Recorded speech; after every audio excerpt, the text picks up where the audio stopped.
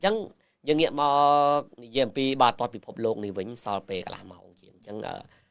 chẳng xua đà rong muốn đà rong cho năm đấy control cầm chụp chuyện này bây giờ tới nhóm ông lê đang bị đàm Lấyแต่ก่อนน่ะยังเรติกันนี่ខ្ញុំចង់ឃើញពតកាលលើកពៀនមែនតើ Đấy mà bị mặc phải cho mình អរេ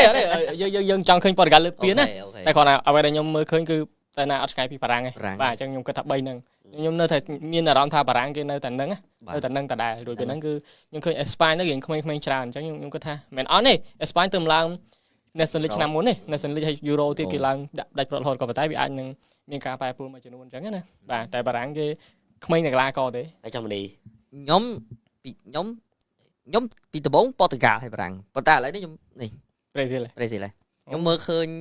đây mà ở đây nhóm mơ khơi bị phép Lapado này Brazil បាទ គាត់ប្រើគ្រូបង្វឹកដែលរដងគាត់ប្រើគ្រូបង្វឹកដែរ Brazil Brazil គ្នាគាត់ដែលដឹកនាំក្រុមមិនធំហ្នឹងនិយាយចេះមកមិនសូវស្គាល់ទេប៉ុន្តែលើនេះគាត់យកលោកឡូសេលទីហើយមានការផ្លាស់ប្ដូរខ្ញុំហ៊ាននិយាយថាខ្ញុំមិនសប្បាយចិត្តណាស់ខ្ញុំស្អប់នេម៉ាតែខ្ញុំថានេម៉ាអត់ទៅ World Cup តិច Brazil លើកពីណាហ្នឹងក្តីខ្ញុំថាមានការផ្លាស់ប្ដូរព្រោះអីគាត់ដូរខាងលើមាន Matheus Cunha មាន Thiago មាន Vinicius វាមិនមែនជាសាំបាដែលតប៉ែសាំញ៉ាំច្រើនគឺសិតតែមកពី Premier League គឺមកលេងបែបខ្ញុំចង់ឃើញ Brazil ដែលប្រើជំហរឈប់ប្រើសាំបាខ្ចប់របស់ពួកអារ៉ុបទាំងអស់ហើយជាពិសេសអារ៉ុបខាងកើតហ្នឹង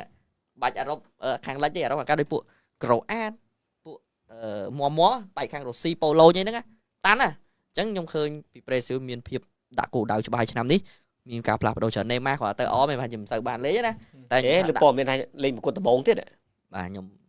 សម្រាប់សិនទៅកុំតលេងទុកកុំឲ្យរបួសចាំលេង final អញ្ចឹងទៅខ្ញុំ Brazil ខ្ញុំឃើញភាពផ្លាស់ប្ដូរសម្រាប់បងវិញឆ្លាញ់ដល់អង់គ្លេសទេដូចដារ៉ុងអញ្ចឹងក៏តែឆ្នាំហ្នឹងដូចគ្នានឹងចង់ឲ្យប៉ូទុយហ្គាល់លើកពីដោយសារតែចង់ឃើញរ៉ូណាល់ដូគាត់បានសម្រេចក្តីសម័យគាត់ផងឥឡូវយើងក៏លេខមើលទៅប៉ូទុយហ្គាល់គាត់មានកុងហ្គោមានអ៊ុយបេគីស្ថានមានកូឡុំបៀអញ្ចឹងយើងឃើញថាប៉ូទុយហ្គាល់ភាគរយច្រើនក្នុងការឡើងទៅវគ្គ32ក្រុម32ព្រោះឥឡូវគេអាប់ដេតពី32ទៅ48ខែ12បាទបាទ16បាទត្រូវ16អញ្ចឹងក្តីបំណងចង់ឲ្យប៉ូទុយហ្គាល់លើកពីក៏ប៉ុន្តែមិនដឹងថាប៉ូទុយហ្គាល់នឹងឡើងដល់វគ្គណាពីព្រោះយើងឃើញប៉ូទុយហ្គាល់កម្រឡើងដល់វគ្គ semi final កម្រមែនតើមិនដែលឃើញឯពូដូលេងលើកនេះលើកទី6ឯណាលើកទី6ហើយអត់ដែលឃើញប៉ូទុយហ្គាល់លោតទៅដល់វគ្គ semi final ទេបាទអញ្ចឹងដល់យោងទៅលើទី1ជាការប្រកួតលើកចុងក្រោយរបស់រ៉ូណាល់ដូផងណាមួយកីឡាករក្មេងៗប៉ូទុយហ្គាល់មួយរយៈនេះល្អដែរសម្បីតែ PSG ក៏លើកពាន UEFA Champions League ក៏មានវត្តមានកីឡាករប៉ូទុយហ្គាល់ 4-5 នាក់ដែរបាទ4នាក់ដូចជា4នាក់ដែរបាទអញ្ចឹងគាត់ថាសិតតែក្មេងៗមានបទពិសោធន៍អាចធ្វើឲ្យប៉ូទុយហ្គាល់គាត់អាចមានអ្វីមួយពិសេសពីព្រោះយើងក៏លេខមើលទៅពូរបស់ប៉ូទុយហ្គាល់វាអត់បារម្ភថាប៉ូទុយហ្គាល់ធ្លាក់ទម្លាក់ចែកពូទេបាទក៏ប៉ុន្តែចេះពេលខ្លះពេលដែលប៉ូទុយហ្គាល់លេងមានរ៉ូណាល់ដូហាក់បីដូចជាសាច់បាល់វាខុសឆ្ងាយពីមិនមានបាទមិនមានណាបើអត់មានរ៉ូណាល់ដូលេងសាច់បាល់ប៉ូទុយហ្គាល់ប្រហែលជាល្អមើលយើងមិនមែននិយាយចឹងបញ្ហារ៉ូណាល់ដូទេក៏ប៉ុន្តែទាំងអ្នកទាំងអស់ហ្នឹងគាត់គ្រប់រ៉ូណាល់ដូប្រៀបដូចជាមេរបស់គាត់ដូចជាសិស្សច្បងគាត់ពេកបាទអញ្ចឹងសាច់បាល់ណាល្មមគឺគាត់ត្រូវឲ្យតម្លៃទៅរៀមច្បងគាត់ខ្លាំងមែនតើពីព្រោះរ៉ូណាល់ដូគេចាត់ទុកជាស្ដេចបាល់មួយ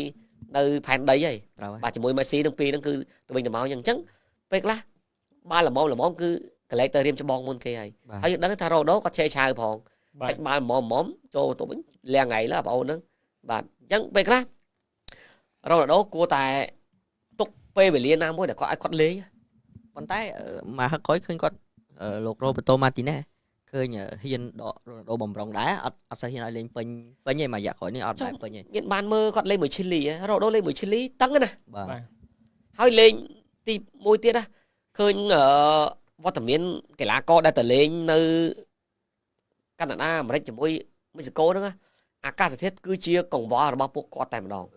នៅអាមេរិកក្តៅជាងគេបើកាណាដាអត់អីទេកាណាដាត្រជាក់បើអាមេរិកធ្ងន់ហ្មងម៉ែដល់ពេលបងស្មាក្តៅនឹងក្តៅដូចខ្មែរ40លោកហើយ30ណា35ទៅ40អស់ហើយប៉ុន្តែគាត់ដោយសារបើចុះកាទៅកាតា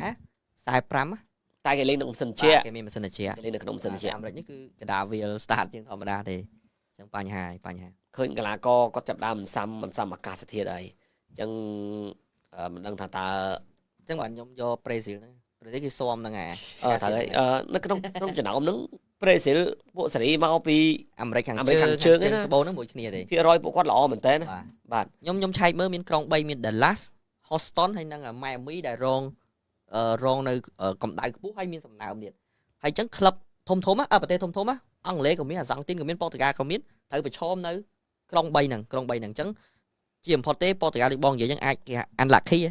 អាចលំបូតនៅអាវគ្គ32ហ្នឹងក៏ថាបានដែរអាឡើងផុតពូជហើយទៅ32ចាញ់អាកាសធាតុ ឃើញមកសំហ្នឹងគេមិននិយាយរឿងក្រុមអាល្លឺម៉ង់ជិះឡានក្រុងហីអាឡានក្រុងសេរីចាស់ បាទ តាមពិតមិនមែនអីទេព័ត៌មានមកបានមើលយូរហើយមេស៊ីកូគេនឹងយកទំនៀមទម្លាប់បែបប្រពៃណីរបស់គេតាមដែលធ្វើបានដើម្បីទៅចូលរួមផ្សព្វផ្សាយនៅក្នុងហ្នឹងបាទអញ្ចឹងអាឡានហ្នឹងខ្វះស្អីដល់មេស៊ីកូឡានក្រុងទៅមិនគេអត់លុយទិញទេប៉ុន្តែគេធ្វើបែបលក្ខណៈប្រពៃណីវប្បធម៌គេ បាទគេព្យាយាមផ្សព្វផ្សាយវប្បធម៌គេណាបាទអញ្ចឹងបងប្អូនឃើញគាត់យកឡើងឡានអីគេអាល្លឺម៉ង់ជិះឡានអី តែមានការរិះគន់ច្រើននៅអាមេរិកហ្នឹងសូម្បីតាមាននយោបាយចូលផងហើយមានការរិះគន់ច្រើនដោយសារដូណាល់ត្រាំគាត់វាហ្នឹងគាត់រៀងមិនគាត់អំណាចពេកគាត់មិនសូវខ្វល់មួយគេ អ្នកបង្កើតច្បាប់ឲ្យតែមិនពៀនច្បាប់ធ្វើម៉េចសារកីឡាអត់ចូលក្នុងនយោបាយបាទហើយធ្វើបាបអេរ៉ង់យ៉ាងងាប់នោះ ហ្នឹងឯងធ្វើបាបអេរ៉ង់គេបញ្ជូនទៅមេស៊ីកូអត់ឲ្យលេងនៅអាមេរិកដាច់ខាត ហើយក្រុមការងារដែលទៅធ្វើការនៅកាណាដាហ្នឹងអត់ដល់គ្នាវីសាទៀត បាទ អញ្ចឹងមិនស្រួលហ្នឹងមិនដឹងកីឡាករនឹងបាយទឹកណាទេ បបាក់ហើយមានការឆែកឆេរតឹងរឹងសូម្បីតែផឹកមិញមានការឆែក scan បៃជើង Kevin De Bruyne នេះណានៅបលីនហើយបែបគាត់ស្គាល់ Kevin De Bruyne តែអាមេរិកចង់ច្បាប់គាត់អ្នកការច្បាប់គាត់ត្រូវរឹតច្បាប់ហ្នឹងហើយ សួរ De Bruyne មកលើខាប់យកលុយមកប៉ុន្មានទៀត ស្រួយតែស្រួយវីសាខាងពួកបលីនទៅវិញ អត់ទេយកលុយប្រហែលមកលេអាមេរិកគេអត់ស្គាល់ De Bruyne បាទ អញ្ចឹងគេថាឆ្នាំហ្នឹង World Cup រៀងរញ៉េរញ៉ៃបាទរៀងរញ៉េរញ៉ៃអត់តែនៅក្នុងប្រទេសកាណាដាទេដែលយើងឃើញថាអត់សូវមានរឿងច្រើន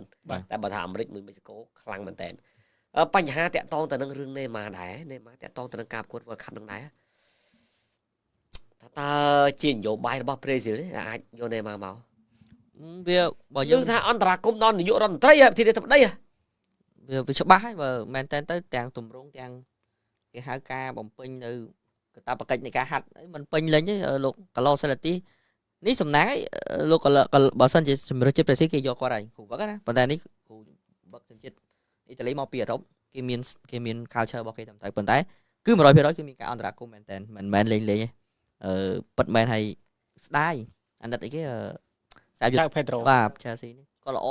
មែន សុទ្ធបានច្រើនគ្រាប់ណាស់ដូច26គ្រាប់នៅដល់កាលនេះ បាទ ទាំងអស់ទាំង champion ទាំងអី Richarlison ដូចអត់ជាប់ដែរ អត់ទេ Richarlison ហើយសុន មានតែទាំងធ្លាក់ឲ្យទៅជាប់សេកាត់លោកអើយ យកមកកាត់ក្រហមអី បាទអញ្ចឹងអាណិតដែរ Neymar នេះមកហ្នឹងមក រូបភាព រូបភាពនេះ ណាមួយនៅអាមេរិកវារន្ទឿណាយកមកត្រូវ បាទ បាទ តែ Neymar ខ្ញុំឆ្ងល់មួយមិនស្អីស្រឡាញ់ Neymar ច្រើនមែនតាំងពីដំបូងមកដល់ឥឡូវនៅតែ Neymar ទេ តែចម្លើយអត់ទេ មានកញ្ចៅ តាមខ្ញុំគិត តាមគេអត់ខ្ញុំពិតជាសួរ ខ្ញុំគិត មែនតើ ខ្ញុំគិតគាត់ល្បីជំនាន់ Ronaldo Messi ចឹងល្បីហ្នឹងល្បីមែនតែ Ronaldo មានប្រពន្ធ Messi មានប្រពន្ធនៅតែ Neymar ហ្នឹងអត់ហើយចឹងស្រីតែចូលចិត្តគាត់ ខ្ញុំឆ្ងល់ Neymar សង្ហាស្អាតអត់ទេ ទេអត់ដឹងដែរ ខ្ញុំអត់សម្គាល់ ចាញ់តារងទេចាញ់តារងទេ តារងគេដូច Sesko តារងស្អាតជាងតារងស្អាតទេគាត់ថានេម៉ាគេមានលុយទៅវាឃើញ អូ Neymar ស្មហាសេដ្ឋីច្រើនលុយគាត់ចង់ស្មើយុរ៉ាមត្រីប្រធានាធិបតីអាមេរិកដែរណាគេព័ត៌មាន top 10 top អីណានោះ បាទមើលខមមិនបងប្អូនតិចសិនបងប្អូនដែលបន្តិចឯនៅហាងបាយ sport ផ្លេចឲ្យនេះ schedule live បាល់មើលបាល់ផ្លេចឲ្យបងប្អូនដែរបាទចឹងចាំបន្តិចឯនៅហាងបាយ sport ជូនកណ្ដាស់នេះម្នាក់ម្លឹកបាទមើលខមមិនតិចសិនបាទ មើលខមមិន World Cup បើកឆាននេះយើងមិនសូវជាមានរឿងអីច្រើនទេរឿងច្រើនក៏ប៉ុន្តែមិនដឹងនិយាយមួយណាចាំការប្រកួតតតមកនិយាយរឿងពូលហ្មងបាទគាត់ថាអូប្រិយបងប្អូនតាឆ្នាំនេះនៅពេលដែលគេប្រម៉ូទពី32ក្រុមឡើងទៅ48ក្រុមមាន 4 ប្រទេសដែលស្គាល់ដូចជាតិលេងលេង World Cup នេះបាទទី1ដូចសត្វអាសេរីកោះតូចៗទេណាខ្ញុំចាំបានដូច Uzbekistan បាទUzbekistan បាទកាជាអាស៊ីកដា Cope d'Ivoire បាទកាពេវ៉ាត់បាទ Cope d'Ivoire កោះតូចមួយនៅអាហ្វ្រិកបាទឡើងដែរហើយនៅកូរ៉ាកាវប្រទេសកោះនៅការ៉ាបៀនកោះតូចមួយដែរឡើងមកដែរ ហើយមួយទៀតស្អីគេបង chơi đến ចូលដងហ្នឹងអាហ្វ្រិកហ្នឹងអាហ្វ្រិក បារាំងហៅសូដង់បាទសូដង់អ៊ុយបេគីស្ថានអ៊ុយបេគីស្ថានកាពេវើតរួមជាមួយនឹងកូរ៉ាកាវ4ប្រទេសហ្នឹងគឺមានវត្តមានមែនហើយយើងកោះលេខអស់កោះហ្នឹងសួរនេះបោកតិចអស់ មានរឿងច្រើនដូច Dynamite មក World Cup អស់រយៈពេល26ឆ្នាំទៅមក Scotland ណា Norway ដែរ អធិស្ឋាន Scotland ក៏ធ្លាប់ឡើង Norway ច្រឡំ Dynamite Norway ហើយ Scotland នេះដល់ថ្នាក់គេធ្វើលុយហូបអា McTominay របស់ Scott McTominay ណា ល្អមែនណា បាទហ្នឹងគឺមុខមាត់ប្រទេសជាតិគាត់ដូចជាប្រហែលឆ្នាំខ្ញុំភ្លេចហើយដូចជា30ឆ្នាំហើយណាខ្ញុំភ្លេចប៉ុន្តែបើ Norway នេះ26ឆ្នាំបាទតាំងពី98មកបាទអញ្ចឹងគឺមានរឿងថ្មីច្រើនសម្រាប់ World Cup នេះហើយក៏មានរឿងរិះគន់ច្រើននៅពេលការលេងមានលេងស្អីConor Brazil មិនដោតទេទៅដកអីណា ដឹងហើយ អាគូបន្ទាត់កោងណាព្រោះខ្ញុំជាទូទៅនៅខាងប៉ែកខាងអាមេរិកហ្នឹងគាត់មិនសូវ care រឿងអា soccer ហ្នឹងទេនៅគេ soccer ណាការចាំបានពានរង្វាន់ CONCACAF អីគេ CONCACAF អត់ទេថាថ្លៃម៉ោង9អញ្ចឹងណាម៉ោង10បានលេងវាជាប់លេងអាត្រាហ្នឹងលេងអា baseball អា baseball វាទៅអាមេរិកគឺធំ បាល់អោបហី បាទអោប rugby baseball អាបាល់អោបហ្នឹង អីបាល់ rugby បាល់អោបហ្នឹងធំនៅអាមេរិកគឺតឡាហ្នឹងដែលល្បីជាងគេអញ្ចឹងពួកហ្នឹង delay ម៉ោងអាបាល់ទាត់នេះក៏ delay ដែរអញ្ចឹងគេយក start ពួកហ្នឹងមកលេងអញ្ចឹងនៅអាមេរិកគេមិនសូវ care ហ្នឹងដែរអញ្ចឹងខ្ញុំគិតថានឹងមានរឿងរិះគន់ច្រើនតាក់ទងនឹង World Cup 2026នៅអាមេរិកហ្នឹងបាទនៅមានរឿងមួយដោះស្រាយអត់ទាន់ចេញ បាទ រឿងអាញាកដាលជាតិសូម៉ាលី សូម៉ាលី បាទដោយសារតែមកដល់ពេលនេះអត់ទាន់ដឹងចម្លើយណាខ្ញុំឃើញគាត់ឃើញព័ត៌មានហ្នឹងគឺប៉ូលីសគេសម្ភាសគាត់10ម៉ោងជាងទីបត់អីដែរបាទនៅ Miami Airport ហ្នឹងគឺចាត់ថាគាត់មានពាក់ព័ន្ធជាមួយនឹងភារវកបាទហើយរឿងនេះធ្ងន់ធ្ងរមែនតើដោយសារតែគាត់គឺជាអាញាកដាលសញ្ជាតិសូម៉ាលីទី1ហើយសូម្បីតែប្រធានាធិបតីប្រទេសហ្នឹងក៏ប្រទេសសូម៉ាលីហ្នឹងក៏បានថាកោតសរសើរគាត់មែនតើមុននឹងបានមកហ្នឹងគឺអត់ដែលមានទេបាទហើយសូម្បីតែមានប្រទេសជិតខាងគេក៏គ្រប់គ្រងគាត់មក World Cup ដែរណាក៏តែចុងក្រោយមន្ត្រីប៉ូលីសនៅ Miami ហ្នឹងធ្វើស៊ីគាត់ហើយក៏បញ្ជូនទៅទូគីវិញទៅដោយសារតែគាត់ហោះពីទូគីមក Miami Airport ហើយគេសម្ភាស11ម៉ោងគេថាគាត់ជាប់ពាក់ព័ន្ធអីមួយអត់មានការវែកញែកមានអីអត់មានផុសតាំងអីច្បាស់លាស់បញ្ជូនគាត់ទៅវិញដល់ចោទប្រកាន់ថាគាត់ជាប់ពាក់ព័ន្ធជាមួយនឹងភាវរកគាត់រឿងនេះធ្ងន់ធ្ងរបាទរឿងធ្ងន់ធ្ងរមែនតើមិនមែនបាទដូចបងទៅនិយាយមិញបើគាត់មិនជាប់ពាក់ព័ន្ធជាមួយនឹងយោបាយយ៉ាងម៉េចមកដល់ឥឡូវអត់ទាន់ដឹងចម្លើយទេក៏ប៉ុន្តែអាញាកដាលគេបញ្ជូនទៅវិញបាត់មកពីមុខគាត់ដូចអីគេសង្ស័យអីណាមុខអាចដូចគ្នាដល់ពេលអញ្ចឹងមិនមានផុសតាំងមានច្បាប់គេត្រូវតែគេប្រយ័ត្នណាសុខចិត្តគេថាធ្វើខុសប៉ុន្តែក៏មកតែមានរឿងណារឿងមិនអញ្ចឹងអាហ្នឹងគេយើងក៏មិនដឹងដែរគាត់ថាចូលរួមសោកស្ដាយដែរគេបញ្ជូនគាត់ទៅអានេះគាត់ថាព្រឹត្តិការណ៍ World Cup មិនមែនជារឿងលេងសើចខ្ញុំថាគាត់ថាអញញ៉ៃខ្ញុំមើលទៅអញញ៉ៃមែនតើព្រោះអាមេរិកបើគាត់ឆ្លាញ់បាល់ទាត់គាត់ធ្វើខ្លាំងឡុកពេកបាទអញ្ចឹងហើយគេហៅថាគេហៅទៅប្រទេសអ្នកមានអត់ខ្វល់មិនសូវខ្វល់យើងពិបាកដែរហើយស្របពេលដែលប្រទេសកំពុងតែមានការផ្លាស់ប្ដូរតាក់ទងនឹងដឹកនាំទៅវិញអញ្ចឹងទៅវាតគ្នាមកបាទអញ្ចឹងមិនដឹងថាខុសឬត្រូវទេ World Cup ឆ្នាំនេះហើយទៅ Mexico ទៀត Mexico រូបភាពសង្ស័យរូបភាពច្រើនជាងណាមានរូបភាពច្រើនជាងបាទតាក់ទងនឹង World Cup នេះជាដូចជាលើកទី23ហីបងត្រូវទេបងលើកទី23ហី20ម៉ាន23ហីនៅអាមេរិកហើយគាត់អត់អ៊ីតាលីហ្នឹងស្ដាយមែនទេកម្មអ៊ីតាលីហ្នឹងអ៊ីតាលីបើចង់នេះតដោក្បួនក្បួនទប់ហ្នឹងទៀតទៅពិបាកបាទលេងឲ្យកាចតិចទៅបាទលេងអាទប់ហ្នឹងវាវេទនាខ្លួនឯងហ្នឹងឯងតែគាត់ថាមានប្រសិទ្ធភាពនៅអាសតវត្សទសវត្សមុនប៉ុន្តែឥឡូវនេះគេឡើងមានប្រសិទ្ធភាពហើយគាត់លឿនណាបាទតែអ៊ីតាលីគាត់ជំរុះដូចមិនសូវជោគជ័យតែបើគាត់ឡើងឈានមកដល់អាវគ្គវគ្គចូលចែកមកចាប់គាត់1-0 2-1 1-0ហ្នឹងឲ្យលេងទៅបាទឈ្នះគាត់ទៅគឹមហ្នឹងលេងបាល់ស្រាលបាទតែបើថាជំរុះហ្នឹងមានទៅមិនរួចមួយគេទេចាញ់គេតែពេញហ្នឹងបាទសម្រាប់ World Cup ឆ្នាំថ្មីនេះមានច្បាប់មួយចំនួនធ្វើការផ្លាស់ប្ដូរដែរគេអាប់ដេតបន្ថែមអញ្ចឹងថ្ងៃនេះខ្ញុំណូតដែរបាទមានច្បាប់ដូចជា8ច្បាប់ដែល FIFA World Cup គេអាប់ដេតបន្ថែមបាទច្បាប់ទី1តាក់ទងទៅនឹងការដូរកីឡាករបាទដូរកីឡាករនៅពេលដែលលោកអាជ្ញាកណ្ដាលលើកអាផ្លាកលេខហ្នឹងណាបាទត្រូវដូរកីឡាករណា substitute ចេញកីឡាករត្រូវតែចាយពេលតែ10វិនាទីទេរត់យកហ្មងបាទរត់យកតែម្ដងមានតែយឺតកីឡាករហ្នឹងគេឲ្យទុកសម្រាប់1នាទីឲ្យកីឡាករលេង10នាក់សិន1នាទីក្រោយយកចូលទៀតបាទច្បាប់ទី2គឺ through in ឬក៏ goal kick គប់ទុះគប់ បា ទុះ ទស្រួយនេះមានថាគប់ទូ បាទ goal kick បាទមួយទៀតថា ទីទាត់ឡើង បាទ goal បាទ kick នេះមានអ្នកចាំទី បាទ ចេញមានអ្នកចាំទីគឺគេទុកឲ្យតែ5វិនាទី អូ ឯង ត្រូវគ្រប់ត្រូលច្បាប់ហ្នឹងគ្រប់ត្រូល បាទហើយមួយទៀតគឺអីអាក្តោបមាត់និយាយគ្នា កាតក្រហម កាត់ក្រហម បាទកាតក្រហមតែម្ដងបាទយកដៃក្តោបមាត់យកដៃយកអាវមកគ្របមាត់អីហ្នឹងបាទគឺកំពុងតែបកកាយជាមួយអាញាកដាហ្នឹងណា បាទ ឧទាហរណ៍ឥឡូវអាញាកដាផ្លយមួយ បាទ មិនយកដៃទៅជែកមកអាញាកដាយកអាវគ្របមាត់អីហ្នឹង បាទ កាតក្រហមដែរ ដឹង បាទឲ្យដឹងឲ្យរៀងបាទ បាទ ហើយ4គឺ VAR ថ្មីបាទគេមាន semi auto offside មានន័យថា World Cup ឆ្នាំ2026 offside គេគិត technology ខ្លាំងជាងមុនគេមានប្រព័ន្ធមួយទៀតណាបាទហើយប្រព័ន្ធហ្នឹងគេដាក់ all camera មាន ball sensor បាល់មានបាល់ sensor នៅក្នុងនោះដែរ បាទ មាន instant offside alert មួយទៀត បាទ មានអីឧបករណ៍ offside alert គេណាអូយញ៉ៃបាទហើយនឹងហៅ 3D avatar player បាទ អញ្ចឹងនៅក្នុង offside ហ្នឹងគឺមានអា 3D avatar player ទៀតអត់ដូច Premier League ម្ដងដាក់ម្ដងអត់ដែរណា បាទ បាទអញ្ចឹងគេមានបន្ថែមម្ដងទៀតបាទតកតនឹង VAR ហើយ5គឺ VAR លេងពិនិត្យម្ដងតាមខ្សែឯងគេពិនិត្យច្រើនជាងមុនបាទគេពិនិត្យច្រើនជាងមុនគេមើលគ្រប់ជ្រុងជ្រោយគេមុនគេដាក់កាមេរ៉ាច្រើនជ្រុង បាទ ហើយគេពិនិត្យឧទាហរណ៍មកកន្លែងហ្នឹងវាគ្រោះថ្នាក់គេត្រូវតាមដានគេមើលប្រហែល10ដង10ជ្រុងអីចឹងណា បាទ គេលេងមិនមែនអ្នកខ្លះក្រុមខ្លះគូខ្សែបន្ទាត់តាមមកឆ្កូតហើយ ចប់ហើយណាអត់ទេបាទហើយនេះអាកន្លែងនេះអា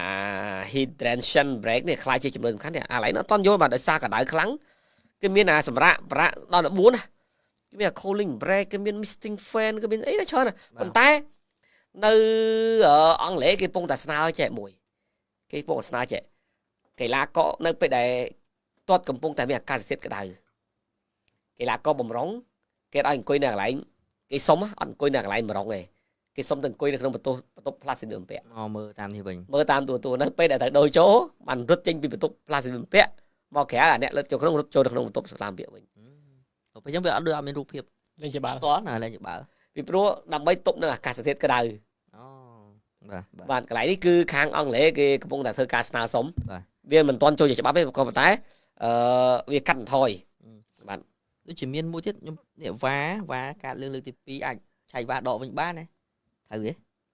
ច្បាប់ថ្មីនេះ អត់ទេអត់បានអានច្បាប់ហ្នឹងអត់ទៅបាទ បើថាបើសិនលោកញ៉ាំឲ្យកាត់លឿងហើយលើកទី2ទៅត្រូវកាត់ក្រហមហ្នឹងបើសិនច្បាប់ឆែកបានដកកាត់លឿងមកវិញបានបាទហើយឯច្បាប់ទាំងអស់ហ្នឹងបើសិនជាមានប្រសិទ្ធភាពធ្វើបានគ្រប់លីកនឹងត្រូវទទួលយកច្បាប់ហ្នឹងទាំងអស់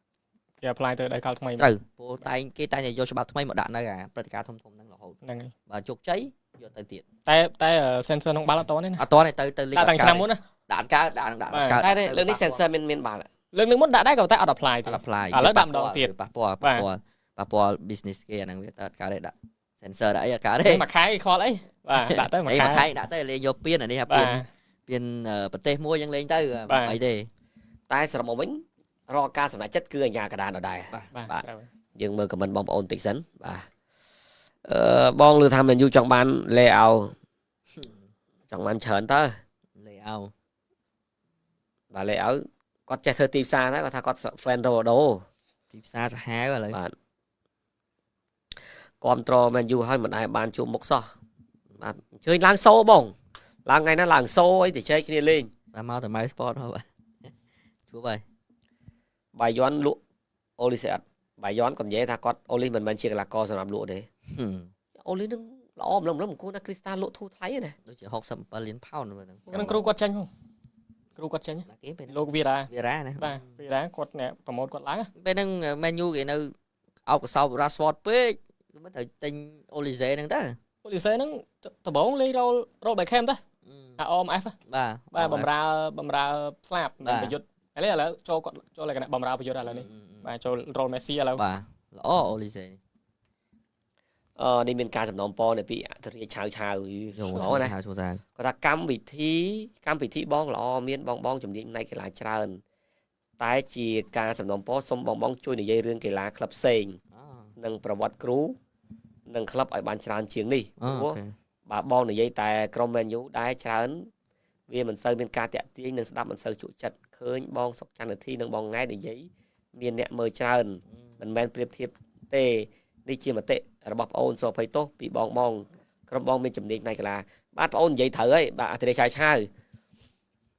ដោយសារតែកម្មវិធីបងហ្នឹងគឺកម្មវិធី Man U បាទ បាទរដងដែលបងប្អូនបានមើលហ្នឹងបងឯងមើលចំណងជើងទៅគឺ MU KH Live Show គោលបំណងបាទ បាទតែនេះដូចជាហៅថារាត្រីបាទាត់ បាទ អញ្ចឹងយើងអាចនិយាយអំពីកីឡាចម្រុះបាន បាទ អញ្ចឹងដោយសារតែបងប្អូនអត់យល់អំពីកម្មវិធីរបស់យើងអាហ្នឹងអត់ថាអីទេអត់ថាអីទេរដងបងប្អូនមើលហ្នឹងគឺ MU KH Live Show ហើយបាទបងប្អូនមើលតែ caption ហ្នឹងអញ្ចឹងគឺយើងនិយាយតែ MU ទេអញ្ចឹងបានមិនសូវជានិយាយមិននិយាយហ្មងបាទដោយសារតែយើងផ្ដោតទៅលើ MU KH Live Show បាទដោយសារតែអីទី1អីដោយសារតែចង់ធ្វើឲ្យ show ហ្នឹងខ្លាចជា show នៅស្រុកខ្មែរបានយូរវែងជាងគេពីព្រោះ show Man U គឺយើងនិយាយពីក្រុម Man U បាទ show កូនតម្រៃតូចនិយាយពីកូនតម្រៃតូចទៅ show តោខៀវយើងនិយាយពីតោខៀវ show Spur យើងនិយាយពីមន់មាសទៅបាទអញ្ចឹងបើយើងចង់ធ្វើនិយាយជារួមដូចពួកហ៊ុនង៉ែតដូចបងង៉ែតជាមួយ brother សុកច័ន្ទនាធីអញ្ចឹងគាត់អត់មានដាក់ថាកម្មវិធីនេះកម្មវិធីអីទេគឺគាត់និយាយពីពិភាក្សាកីឡាអញ្ចឹងគាត់អាចនិយាយទូទៅបានបាទតែដោយសារតែបងអូនអត់ទាន់យល់កន្លែងហ្នឹងអញ្ចឹងអីទេប្រុងនឹងជ្រៀតប្រើសូទូទៅដែរតែយើងមិនមានពេលបាទយើងមានពេលប៉ុន្តែមានដូចដារងដូចអីមនីអីមានសូផ្សេងណាបាទនិយាយពីចម្រោះទៅ